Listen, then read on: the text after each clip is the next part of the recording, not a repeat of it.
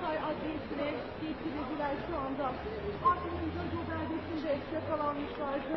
İstihbarat birimleri günlerce çalıştı, başarılı bir operasyon imza attılar. MC'li bir şahsın yakalanması sonrası onun ifadeleri doğrultusunda Artvin'de şehit olan piyade işlerinin sağlıklı ve piyade parçalarına haklarını şehit eden teröristler bu ifadeler doğrultusunda. Lütfen şu anları bir yazar mısınız?